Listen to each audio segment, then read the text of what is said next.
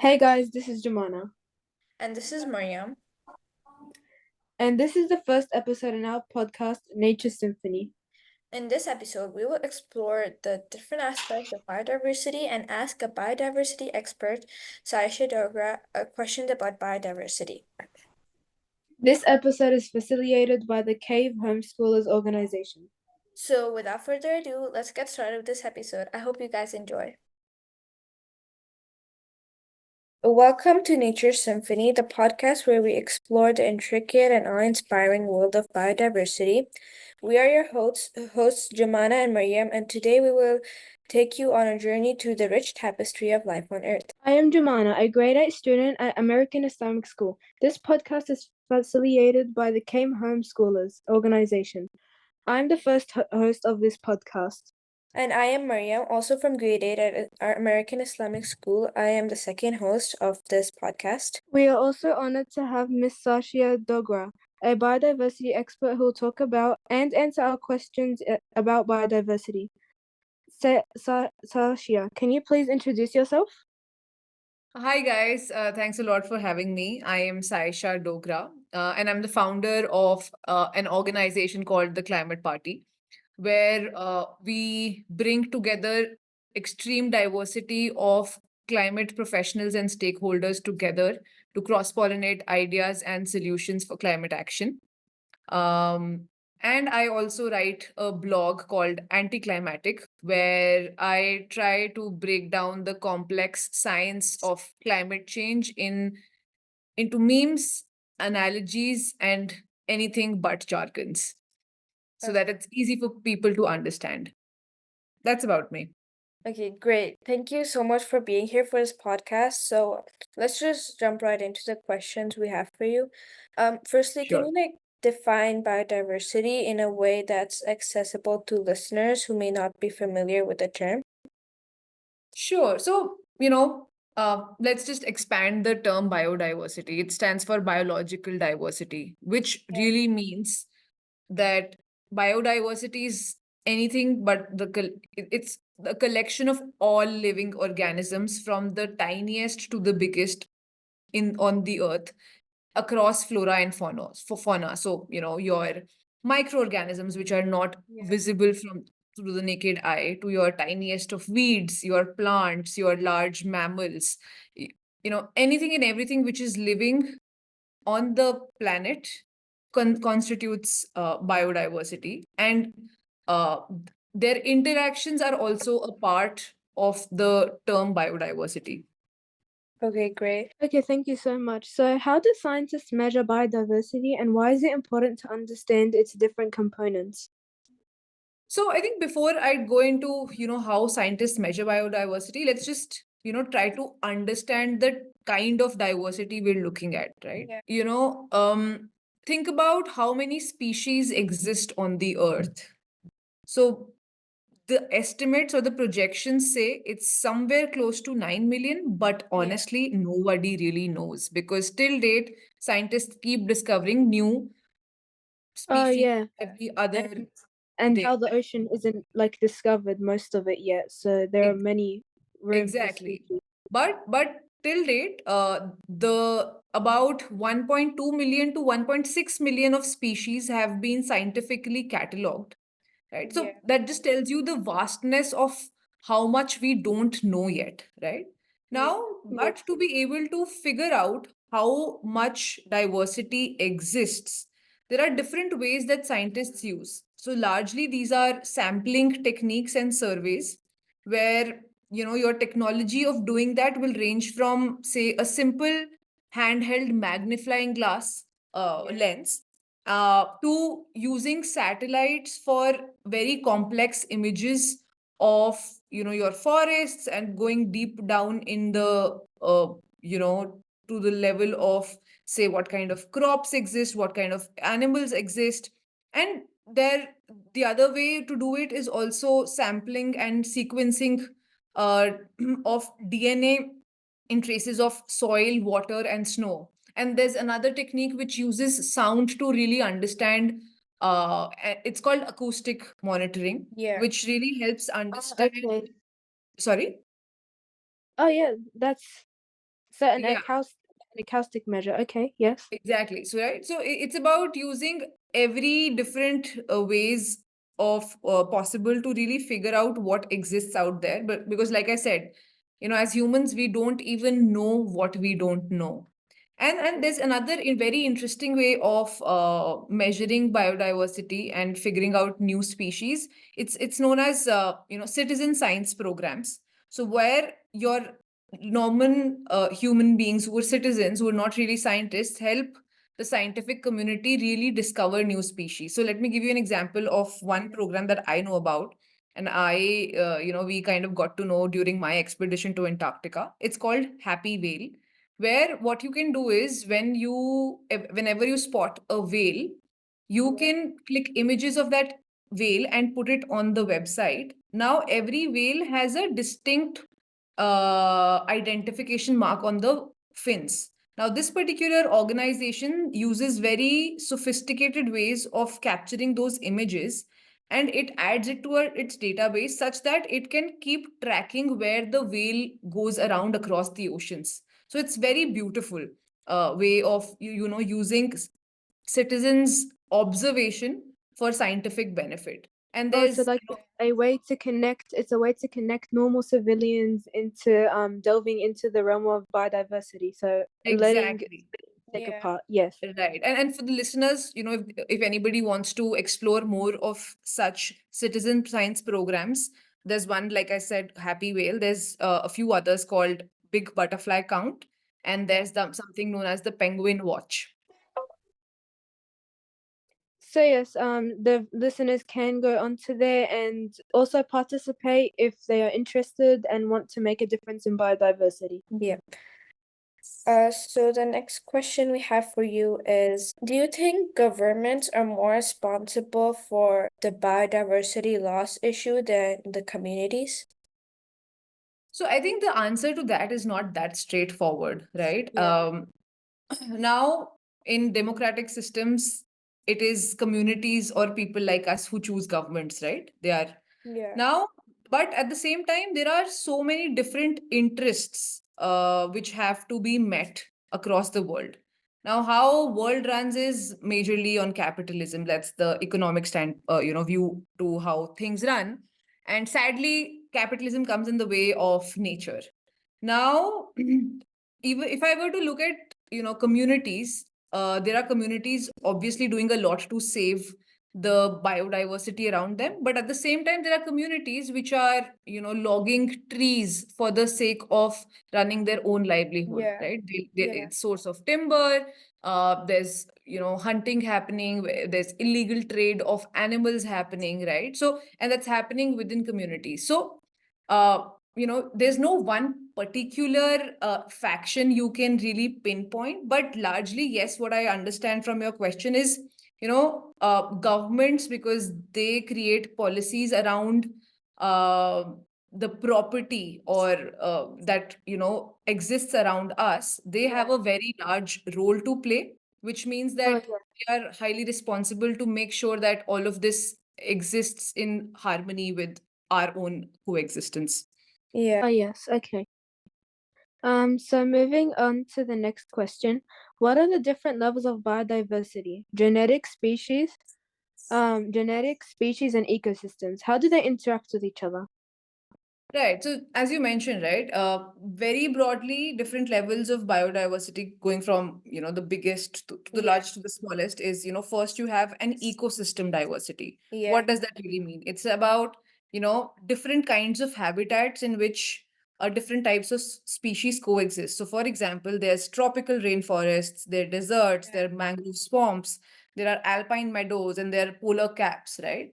Now, Yeah. these are ecosystems which in where very different kinds of plants and animals coexist. So that's one level of it. Then comes down, to going a little granular. We go down to the richness of species, the diversity in species. Species are, different types of animal and plants that we find around us, right? And some species are endemic species. For example, what I mean by endemic species is essentially they are found only in one particular area of the world. So, for example, there's this animal known as Arabian tar, which is endemic to the Hajar Mountains in the UAE and Oman, and it's not found anywhere else, right? Yeah. And Yes. right, and then coming, getting more granular, there is genetic diversity, which means the diversity of genes within the species. So one species has multiple types of genes, just like us humans, we have so many different types of genes just amongst our species. Exactly like that, a lot of other plants and animals also have a very wide variety of pool of genes that exist. And to your second question, how do they interact with each other? Now, these interactions are, I term them as something which is surreal. A lot of them we don't see ourselves. So let me just give you a few very interesting examples. So I was reading this book called The Hidden Life of Trees. Now, that book really tells you how trees in a forest speak to each other. How do they really talk to each other? Now, there are three large, the three primary ways where how trees talk to each other. They have, one is the root system, where they're all connected underground through their roots. Second is through the fungal systems within the forests. You have so many kinds of mushrooms growing. So it's a Oh, full yeah. Yeah. network of fungi above the ground and below the ground, which kind of connects all these trees and other plants in the forest. And then there's scent. Now, a very interesting example. Trees talk to each other by releasing certain chemical compounds, which are essentially smells. So I was reading this example in one of the African, I think, savannas. A giraffe approaches a tree to eat its leaves. Now, that's a perceived threat to the tree. Now, what that particular species of tree does is it releases a chemical compound, which one repels the giraffe, and it also sends signals to trees around it of its own kind Oh, to yeah. really, tell them that there's a threat approaching. And then what happens is, as that being a stimulus, the trees of same kind around that particular tree also release that compound so that giraffes don't come even to them to eat those trees. So this is something Oh, which is okay. Yes. so interesting, right? And we honestly Yeah, it's don't really know about interesting. this. And So, similar, are symbiotic relationships also an interaction between these Yeah. three different of biodiversity? course, because there's exchange of nutrients, right? There's exchange of essentially there's life growing out of it. Anything which leads to generation of life or decomposition, it's an interaction. And just kind of talking or extending that idea, when I talk about fungal systems, right? When Yeah. you see in a forest, there's a dead tree, which is, or any decaying matter, be it animals or plants, you'll see, fungus growing over it. Now, what it really does is the fungus grows over it to decompose the matter into very small particles, which go back in the soil as nutrients, right? So it's essentially a cycle. Uh, Decaying matter becomes nutrient for the trees to grow. It's essentially life, dead giving life to existing uh, animals or plants, Yeah. right? And Okay, there's yeah, so many examples around it. yes, and I find that very amazing that they can interact with each other to help each other to survive. Yes. Now moving on to the next question. Why is biodiversity considered essential for the resilience of ecosystems? So, just as we were talking about, how everything is so interdependent, right? So let me put it very simply. Just like us humans need family to survive and thrive, Yeah. right, for our own well-being. And when you say, there's a very popular saying that it takes a village to raise a child, Yeah. right? So people around you, your community, make you resilient.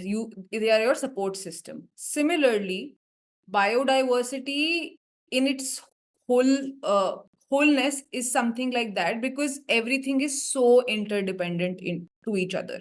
As soon as one system fails within that whole web of interdependencies, things start going off in the whole connection. Yeah. Oh, yes. Yes. Now moving on to the next. In what ways has human civilization influenced biodiversity patterns globally? So I think talking about the larger picture here, as humans, of course, we have been a species who want to utilize resources to our best use. I see we've largely disrupted the whole biodiversity scene because of extracting a lot from nature and not focusing on regeneration enough, right? Yeah. It's like a linear Yeah. system where we're just taking out without giving back anything. And that's where the whole idea, the newly emerging idea of regenerative practices in agriculture, farming are now coming back into picture to really make sure that we're putting back as much as we're taking. Yeah. Okay, so like if we talk in a more broad picture, human civilization has caused the downfall of biodiversity. Is that correct? Like it hasn't exactly improved or at least kept the biodiversity patterns the same as Exactly. I before. mean, yeah, since we're talking about the larger picture, right? Mhm. Climate change is the biggest reason for biodiversity Yeah. loss happening right now. And like the global reason for climate change is largely human induced. So in that way, we have been the disruptors, right? Now in a more granular sense or at a more local level, you might have a lot of examples where local communities are doing a lot of work to conserve and protect forests. But putting that whole picture together at a larger level, it's been extremely extractive. Yeah. Okay. Yes. So what are ecosystem services and how does biodiversity contribute to providing them? That's an interesting question. So now, for the listeners, I'll just help demystify what ecosystem services really are. So ecosystem services are nothing but nature's services to us in direct and indirect ways for our survival, our well-being, and a good quality of life. So what does this really mean? Provision of food, water, regulating the climate, the temperature, the rainfall around us, decomposition of dead matter, flood control, and helping us reduce anxiety and stress every time we step out into nature.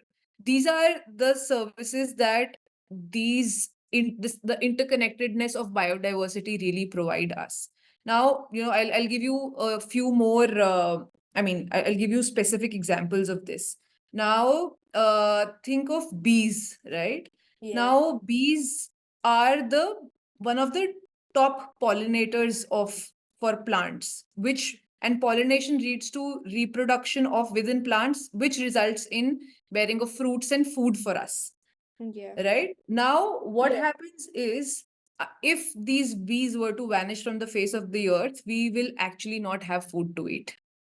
And sadly, unfortunately, the population of bees is on a sharp decline. It's Right. decreasing.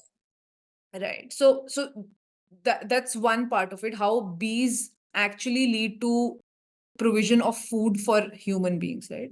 Similarly, there are peatlands which are known as carbon sinks. What they do is they are natural filters for water, and they absorb vast quantities of carbon dioxide from the air, right? Now, because so if you see, climate change has been caused by a massive buildup of carbon dioxide and other gases in the atmosphere. These peatlands are doing a great job of peatlands as well as oceans, which absorb so much carbon from the atmosphere, right? So that's if they were not going to be doing that, we would our temperatures would have been through the roof already by now, right? And similarly, if you see mangrove forests, the swamps, right, they help because they are in coastal areas, they help control floods. So every time if say the mangroves were to vanish, all the rising levels of sea and water would come in ways to where people live. But these massive mangrove forests kind of create that barrier for the water to, for water to not go past them and not create a havoc for people living in coastal areas. Yeah. And similarly, as we were talking about, fungal systems which help in decomposing decaying matter. Yeah. So these are just a few examples, but largely there's so much happening, like I said, which we can't even see with our own naked eyes. Yeah. Yes. Now, getting more into more specific details about ecosystem services, can you give examples of specific ecosystem services that directly benefit human well-being? Yeah, so for example, I mean the example for bees that I gave, right? That's Yeah. a direct benefit to us. If there are no bees, we won't have food, right? While there are obviously a lot of other pollinators as well, but bees are one of the major pollinators available. There are butterflies, etc. But honestly, all examples that I gave you are direct benefits to humans, be it in terms of flood control or provision of food, capturing carbon dioxide so that temperatures don't go beyond a certain level, right? So these are all examples of us benefiting directly Yeah. from them. Yes. Moving Okay. what are the primary factors threatening biodiversity today? So I'd say, a large part which covers a bunch of things is, again, human-induced climate change, which is essentially causing stress to the ecosystems and everything that constitutes the ecosystems to, adapt.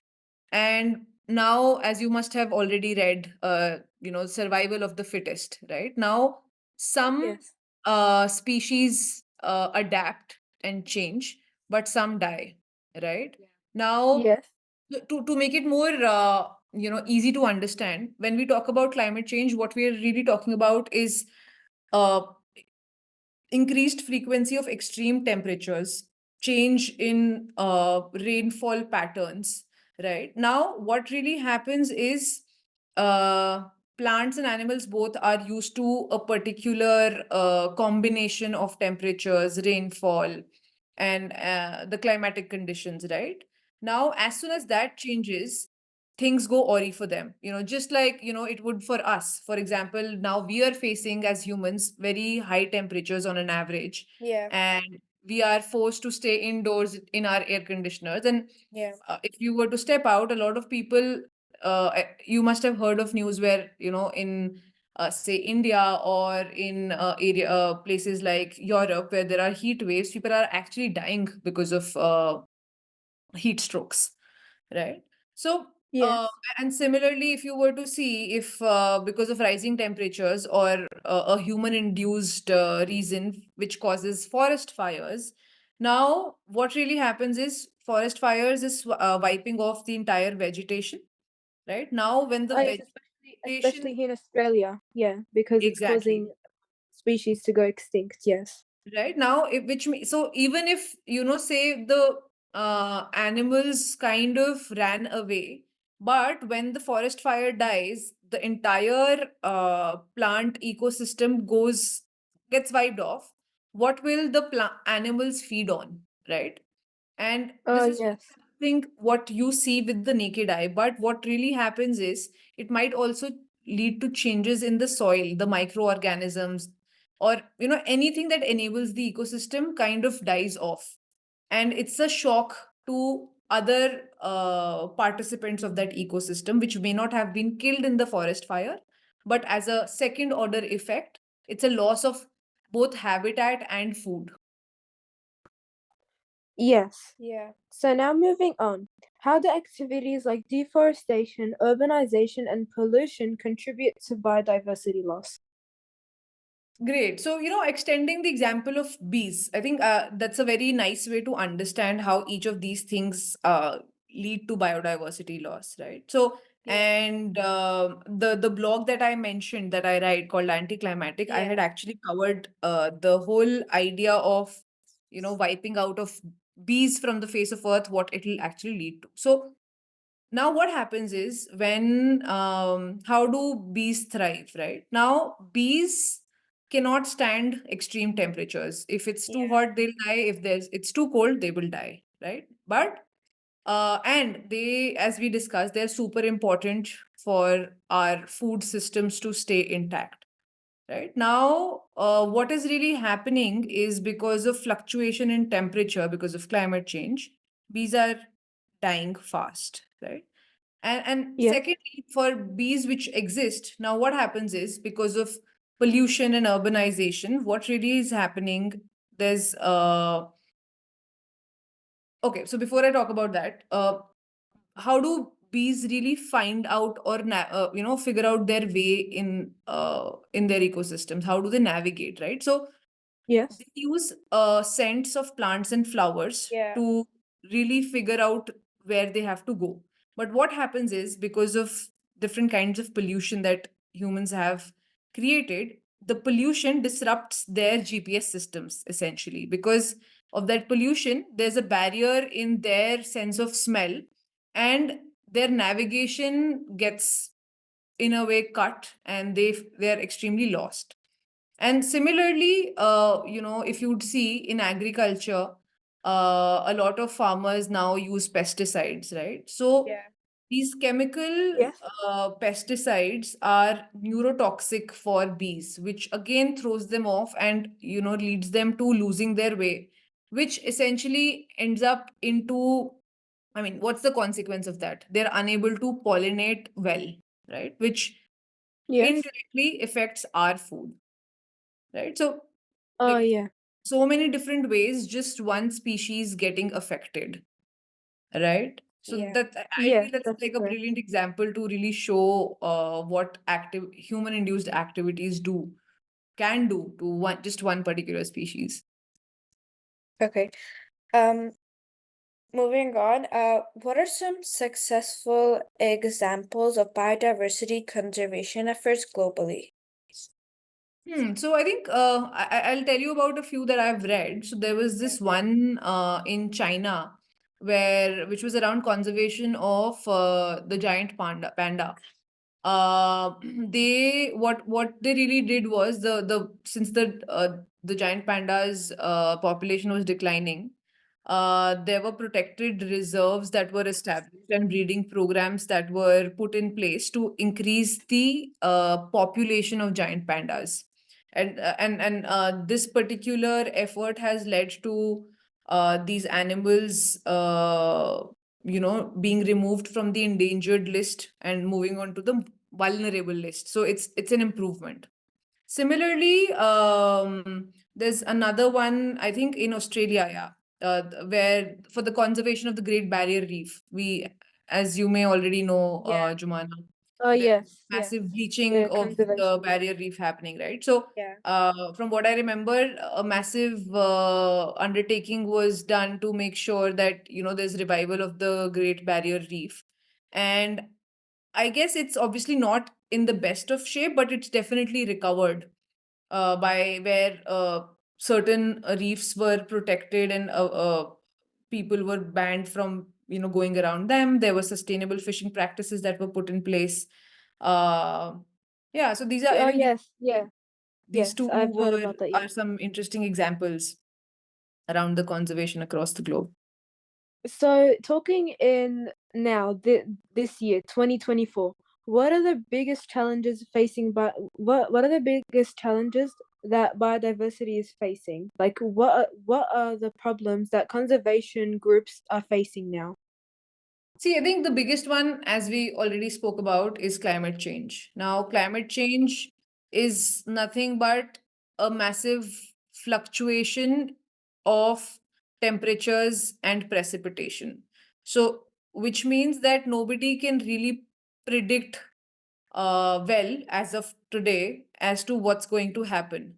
Now, which means that, say for example, even if somebody were to start taking measures to conserve a particular, say, species of plants or animals, but say a few months down the line, a massive heat wave strikes a place which is not used to being hot, uh, Oh, yeah. everything kind of falls off because the species that you're trying to take care of get thrown off by nature, by forces of nature. Oh And yeah, there's yeah, just limited that you can do, right?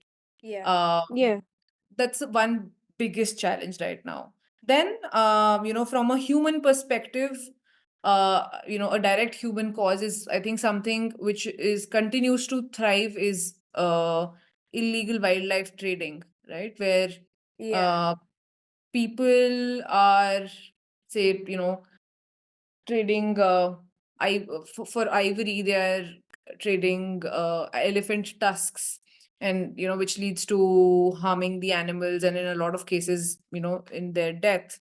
And then a lot of different species being killed for their skin, because in very expensive leather is made out of that.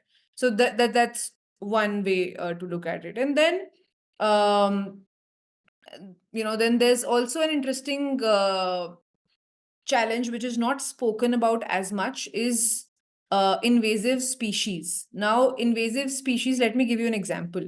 So there is this plant known as Lantana camara, which is a very beautiful Yes. looking flower, right? Now, but what really it actually is, it's an invasive species of plants, and I think it's in the top 10 invasive species list. So not top 10, top 100 invasive species list of IUCN.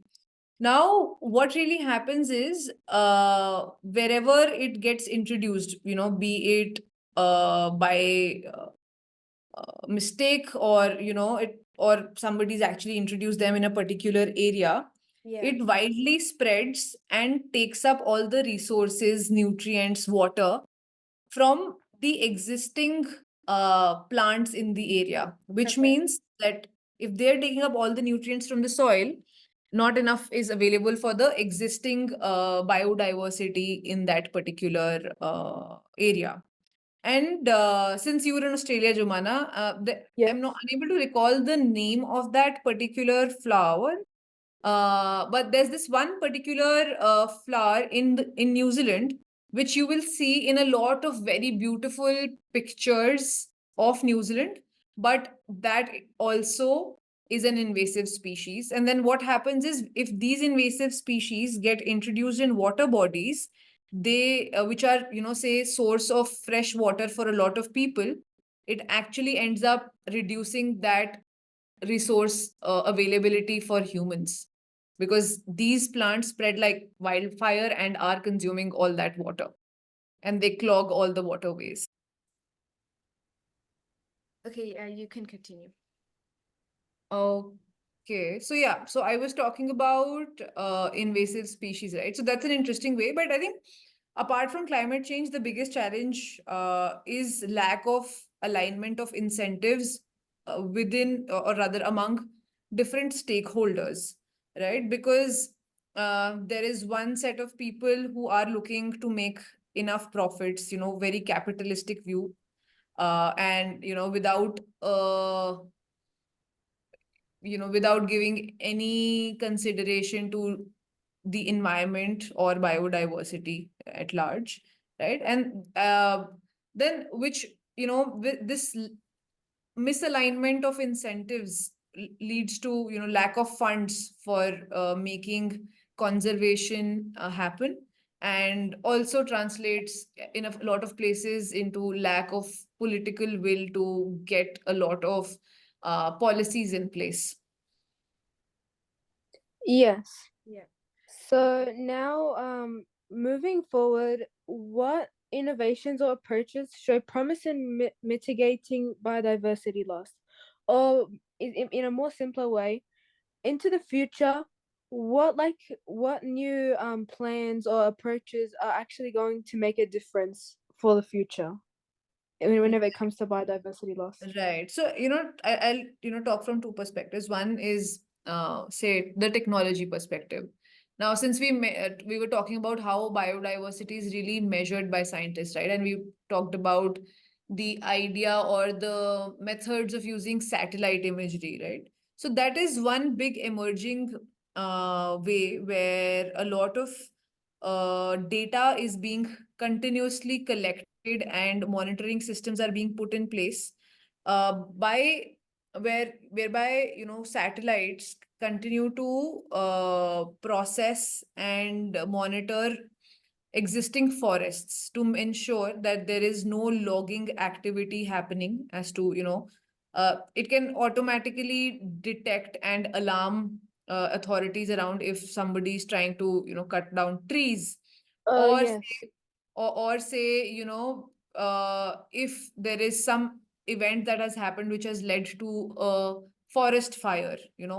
So what really happens is, with this technology, a lot of prediction and forecasting is also happening, which can help communities figure out what are the certain things which should be avoided to ensure a healthy survival and thriving happy forests. So Yeah. that's a one big way to Yeah. look at technology progress that's happening, right? And then second, have you guys heard about carbon credits? Yeah. Right. Yes. So Yeah. now what is happening, so for people who may not know about carbon credits, to put it really simplistically, what it really means is that, say, a company which has pledged to reduce their carbon emissions, what they can do is, like, one way is to reduce their own carbon emissions, and one way is to net it off by buying carbon credits from people who are helping either create a new forest or saving endangered forests, right? So it's essentially, they pay somebody to do good to able to net off their emissions. Right now, what is happening is, because a lot of carbon credits emerge from a lot of forest conservation efforts as well as afforestation efforts, that is a good incentive for both local communities and people in the middle who want to make money to actually preserve forests and the local flora fauna, to be able to generate very high quality carbon credits which can then be sold for a higher price to the big companies, right? So that is a system where you can align incentives of a lot of people involved in the whole. When we talk about climate stakeholders, there's so many people involved, right? Right from the people who live, which are the Yes. cities, Yes. and then the government, and then people involved in selling these carbon credits. So here it's about protecting both nature as well as livelihoods. So that's again an interesting upcoming way which will incentivize mitigation of biodiversity loss. Okay. Yes. Okay. Thank you so much for answering Yeah, our thank you so questions. much. That is all for today. Uh, Thank you so much for having me. I love chatting with you guys. yeah, Yes, we I learned thank a you so lot much. about biodiversity. You've given so much good information, and I hope that the listeners benefit from this and Yeah. maybe get inspired to at least make a change in biodiversity and be encouraged to make an act and Yeah. try to stop this loss. Yeah. So that is all. So I hope you enjoyed being here with us and recording this podcast with us. Thank you so much. Thanks a lot. Thanks a Thank you lot. so much. Let me know. I mean, I'll be more than happy to also get feedback as to how, if whether people your fellow classmates understood, Yeah. how many people listen to it, if they have any follow-on questions, um, and you can also forward them the link to the blog I write. I think they will enjoy reading it because I try to kind of put it in very simple words. Yeah, make sure to do that. All right. Thank you so much. Thank you so much for listening to our podcast. We hope you found it enjoyable and beneficial to listen to. Stay tuned for more episodes from our podcast and make sure to follow our YouTube, Instagram, and Spotify accounts. The links to our socials will be in the description. And make sure to check out Sayesha's blog, Anticlimatic. The link will also be in the description. Thank you so much for Cave Homeschoolers for facilitating this episode. Anyway, that's all, guys. Thank you for listening to our podcast. See you in the next one.